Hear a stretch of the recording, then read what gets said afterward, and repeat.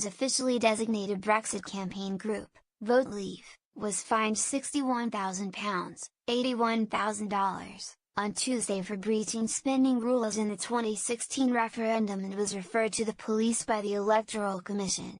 The move by the Commission, which said serious breaches of the law had been committed by Vote Leave, added to calls from opponents of Brexit for a rerun of the referendum on European Union membership, though Prime Minister Theresa May has repeatedly ruled out another vote.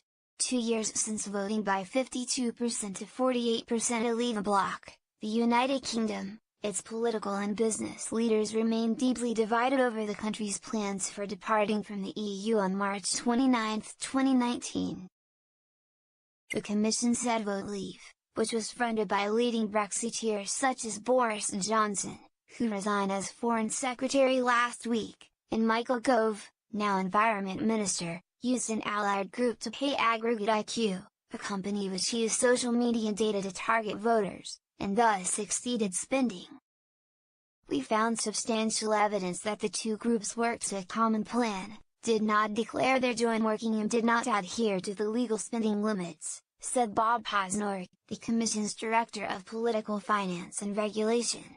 Brexit campaigners say they are fighting an attempt by the British establishment to thwart the process of leaving the EU and have repeatedly dismissed as nonsense claims by opponents that they cheated, lied and even colluded with Russia to win.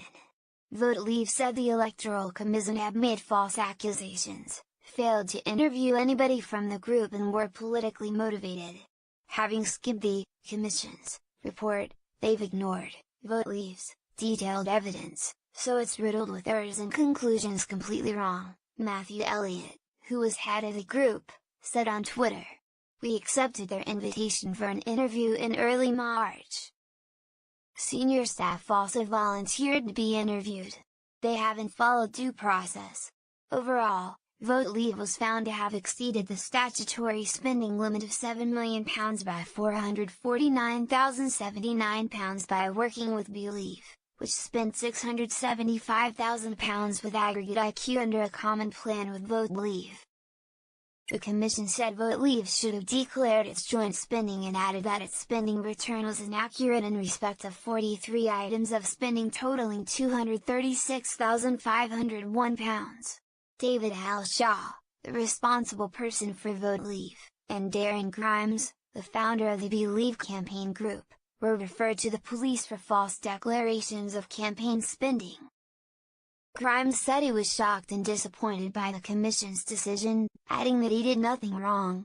Vote Leave resisted the investigation from the start and it refused to cooperate, the Commission said.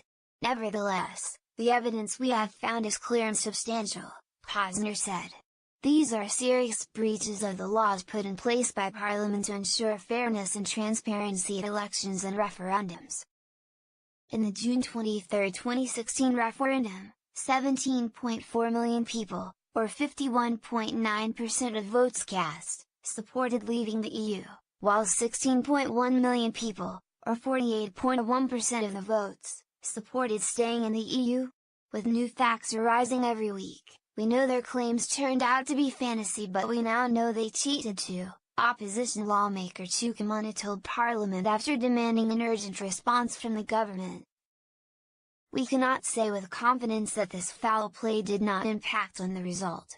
May's spokesman said on Monday there would be no second referendum after a former British minister, Justine Greening, called for another vote to solve a parliamentary stalemate on Brexit.